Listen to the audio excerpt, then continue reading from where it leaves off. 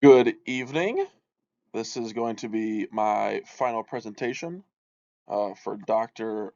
Bennett's class. I hope you all had a great 8 weeks and have had a great holiday season so far with Christmas coming up in around 2 weeks. So let's get to it. So the big three that I want to talk about today, number one is growth mindset. Number two is emotional intelligence and conflict management. And number three is coaching and developing through feedback and support. I chose these uh, three things to talk about today because as a strength and conditioning coach, I have to understand how people interact with each other.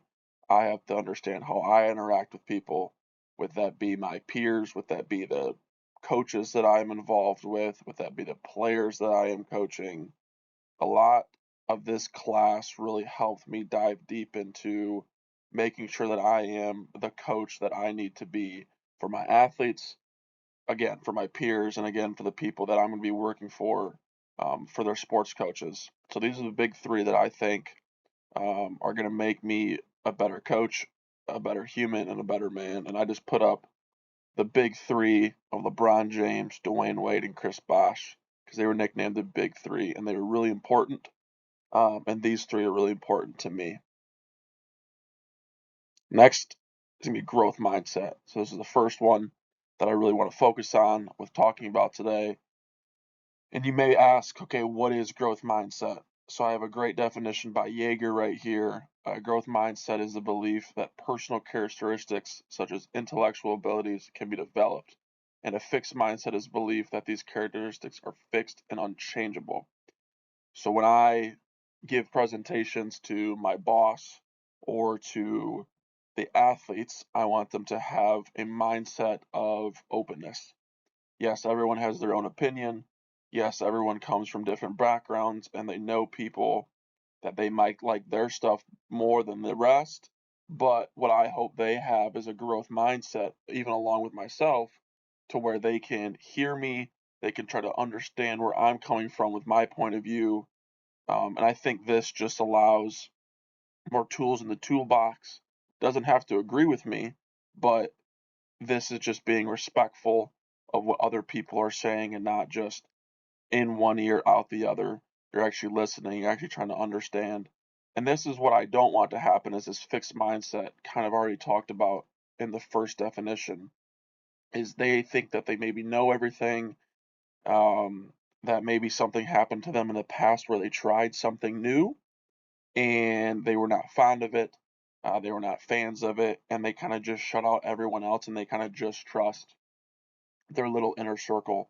And I see this a lot in professional baseball when we get high school kids that are 17, 18 years old that are getting into this world of money that they've never had before. And they've got their person back home that's always told them, hey, we want you to work out this way. Hey, I want your swing to be like this. And then they come to our organization and we try to work with these people that they work with back home, but then also instill in them kind of what we believe as an organization with the Detroit Tigers.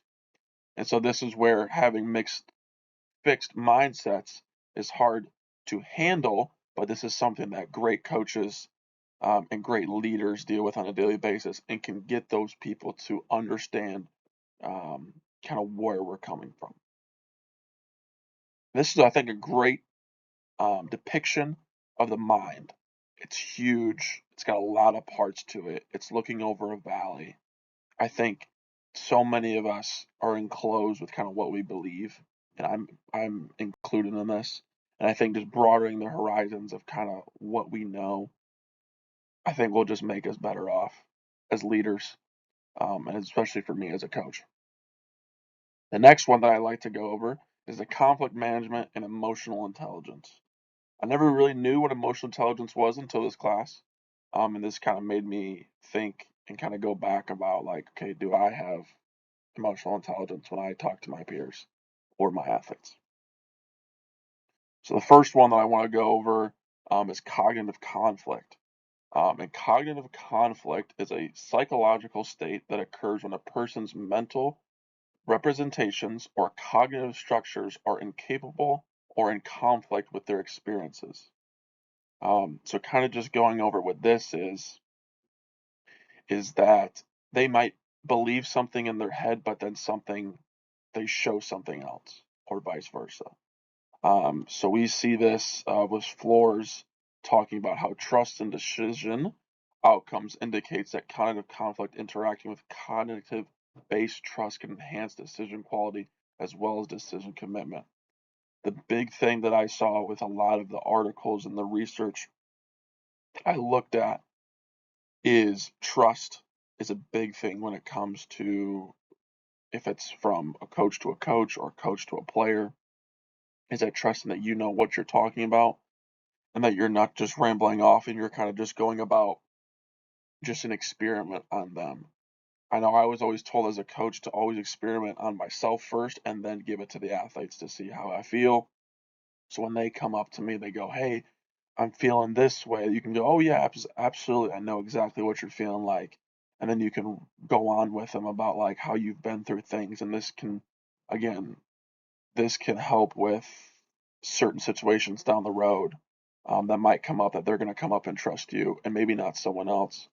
And the third thing is this emotional intelligence. Again, that I said that I had really no idea about, but emotional intelligence is the capacity to recognize one's own feelings and those of others, which is a great quality to have as a coach. For motivating others, another great quality, and for managing emotions well in us and our relationships. So with everything with coaching, and I thought that this course especially solidified kind of what I do as a coach. I'm a very personable coach. I like to get to know my players the best that I can, and I think that just helps them gain trust. They know me as a human being. They know I have my flaws. They know I have my bad days, but they also see me on my great days, just like I see them. It helps with motivating when you kind of get to know what makes them tick. Is it family? Is it getting their family out? Is it making money to get their family out? Or is it just they like the external factors that come with it, the cars, the bling, the status that you could have on social media with that being so big nowadays? Do guys want that to happen? And I think just understanding why they do things is going to help you motivate them, especially as a coach. And then managing emotions. Let's say they get mad with not playing time.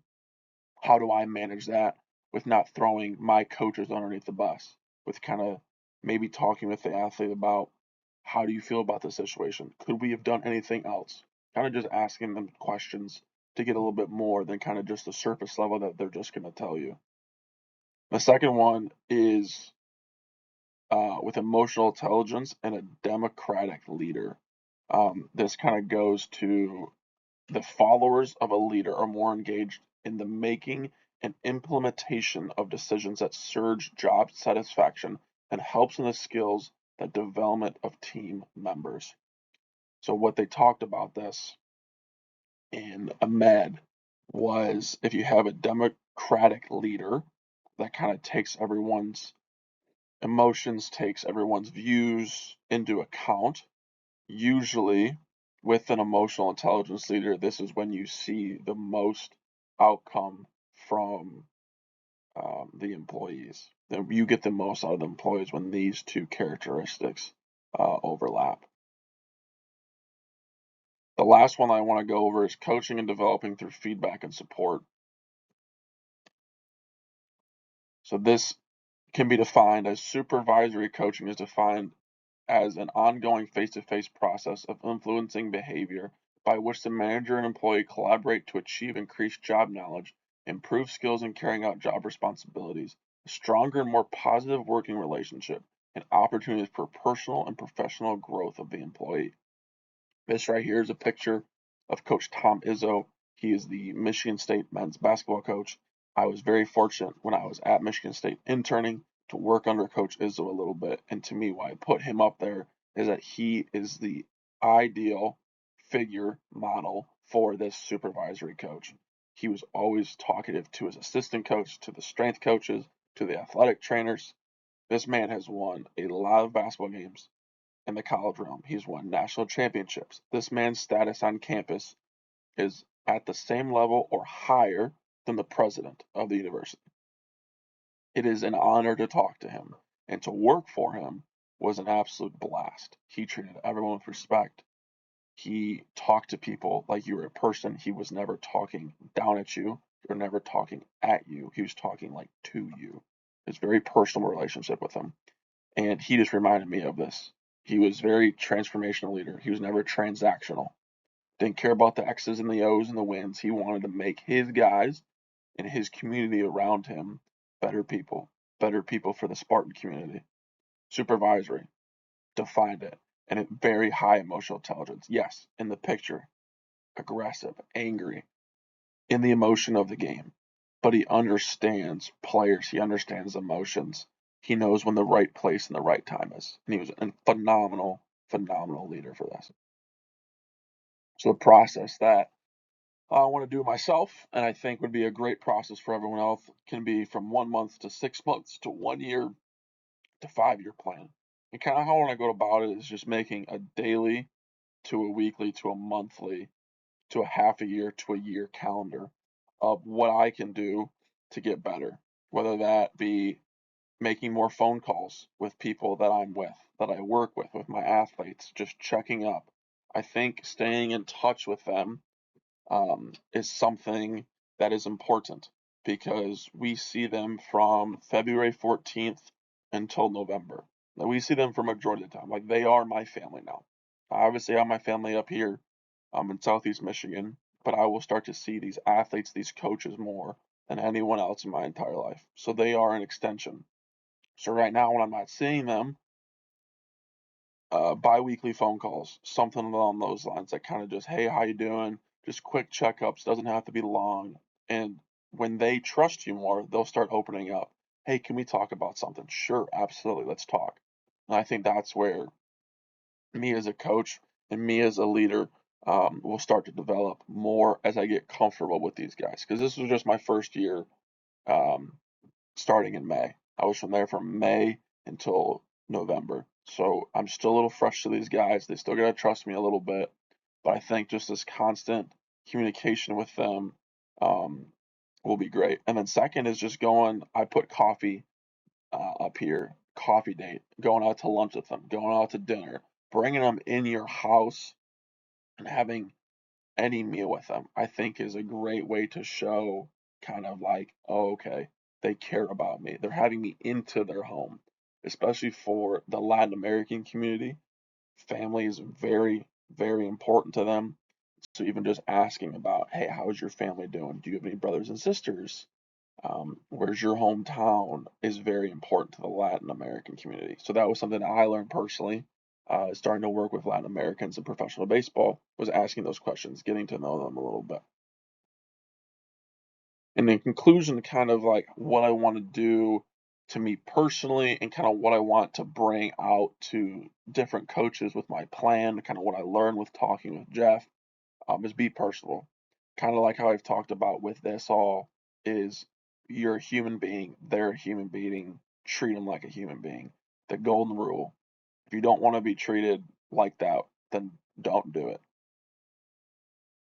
So if you want to be treated like a great person with respect, that people listen to you, they acknowledge you, you got to do the same back. You got to be personal with these people. Transformational and not transactional. Kind of like I mentioned with coaches, a transformational leader cared about the development of his peers, of the people below him, as humans, as just anything that you want to be. It's not about the transactional, the X's and the O's and all that kind of stuff. It's about creating a better human being. Communication and trust is a big thing in my field because I will have to communicate with my boss, my athletic trainers, my physical therapist, my sport coaches, my athletes, making sure everyone is on the same page at all times so there's no chink in the armor, that we can all be on the same path, on the same direction, going for a championship, making sure everyone is healthy and playing their best. And the last thing is just doing my job. To me, I put doing my job at the very bottom because everything that is listed above here is my job. My job is to be personable with these kids, my job is to make these people better humans. My coaches, my peers that I work with on a daily basis, can I develop them? Yes, they're going to develop me because I'm a younger coach and I have not as much experience, but can I develop them? Can I show them something from what I have learned? And then communication and trust. The two biggest things that I think is having great communication skills and the trust that my knowledge that I am saying out and the work ethic that I put out is the best that I can at all times. So doing my job is the most important thing, making these kids and my peers happy and healthy. So this is the last slide for my presentation. I thank all of you. I hope all of you have a great rest of break. I know my next class doesn't start up until January 5th, so it's going to be nice to have a little time off. But happy holiday season. Have a safe and happy new year. Thank y'all.